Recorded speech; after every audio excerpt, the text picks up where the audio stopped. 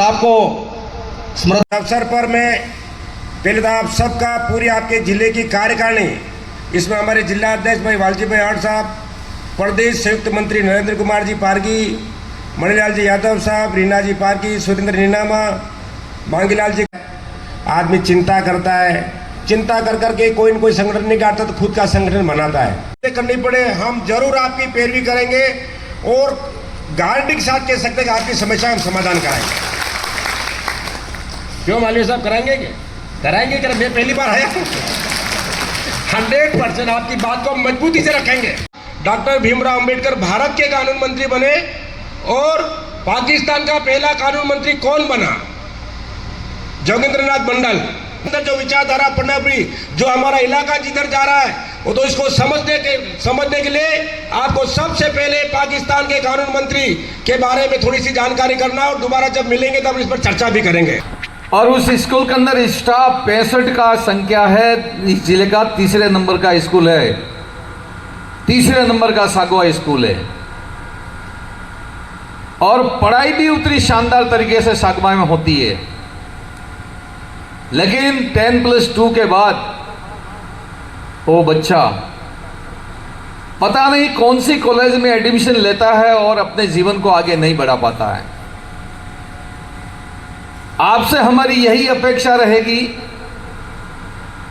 कि 10+2 तक हम बच्चों को पढ़ा रहे हैं और आगे जो बच्चा जा सकता है, डॉक्टर बन सकता है, इंजीनियर बन सकता है, आईएएस बन सकता है, आईपीएस बन सकता है, ऐसे बच्चों को अच्छी कॉलेज में जाने के लिए हम प्रेरित करें। अच्छी कॉलेज में और शिक्षक साथी यहाँ बैठे हुए हैं। मैं ये बात बहुत फक्र के साथ कह सकता हूं कि आज मुझे प्रसन्नता है कि मेरी कलम से इस बांसवाड़ा के अंदर इंजीनियरिंग कॉलेज खुली और 125 करोड़ रुपया मैंने टीएडी विभाग से दिया। एक बार अच्छे लड़के पढ़ने वाले हों उनको इंजीनियरिंग कॉलेज का भ्रमण तो कराओ, हमको जरूर देखना चाहिए। मुझे ये बात कहते हुए बहुत प्रसन्नता है कि मैंने इस बात को उठाया और इस बात को उठाने के बाद में मुख्यमंत्री जी ने बांसवाड़ा के अंदर जनजाति गोविंद गुरु जनजाति विश्वविद्यालय खुला। मेरे खुद के प्रयास से यहां पर कृषि महाविद्यालय खुला, मेडिकल कॉलेज। अब मैं ऐसा मान के चलता हूं कि अगर कोई पढ़ना चाहे तो हमको बहुत निष्ठा और बहुत लगन के साथ आप इंजीनियरिंग कॉलेज में जाइए, आप पॉलिटेक्निक कॉलेज में जाइए, आप कृषि महाविद्यालय में जाइए, आप जनजाति विश्वविद्यालय में जाइए। एक दिन खेल कूद प्रतियोगिता में वीसी साहब बैठे हुए थे। मैंने वीसी साहब से पूछा कि वीसी साहब ये जनजाति विश्वविद्यालय यहाँ पे हुआ है, कितने महाविद्यालय आपसे एफिलिएशन हुए हैं और कितने विद्यार्थियों का इनरोलमेंट हुआ है? उन्होंने कहा 110 महाविद्यालय जनजाति विश्वविद्यालय से जुड़ गए और 1,30,000 बच्चे यहां से जुड़ गए। जब हम पढ़ा करते थे तो राजस्थान विश्वविद्यालय जयपुर को हमको जाना होता था।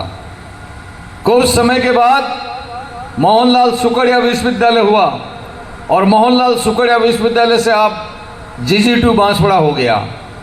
आप उससे अंदाज लगा सकते हो कहाँ थे जयपुर, कहाँ उदयपुर और कहाँ आज बांसवाड़ा के अंदर 1,30,000 बच्चों का एनरोलमेंट हो गया।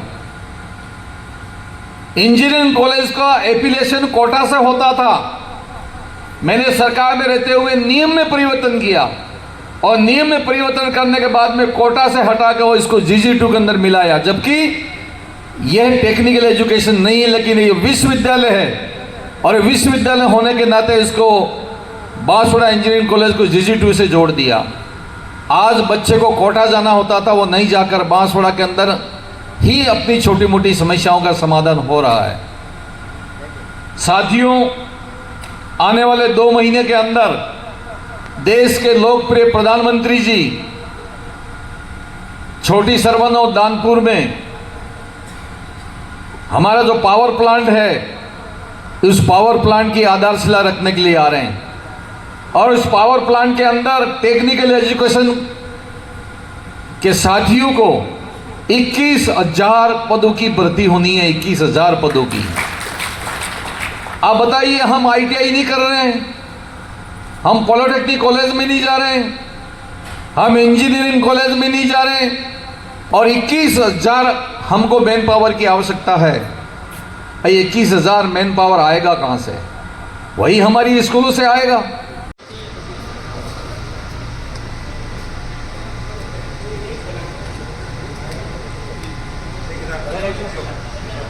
ये आप लंबे समय से अपनी बात को उठा रहे हैं। मांगे सभी एक साथ पूरी नहीं होती, कुछ मांगे पूरी हो जाते हैं, कुछ मांगे पूरी नहीं होती। लेकिन जब आवाज उठ के आती है तो निश्चित रूप से वो सरकार के कामों तक जाती है। आप अभिनंदन करें। जिला महामंत्री महोदय मणिलाल जी यादव साहब से निवेदन करूं कि आप पग पहनाकर धन सिंह जी रावत साहब पूर्व मंत्री महोदय को ट्रॉफी देकर इनका बहुमान करें।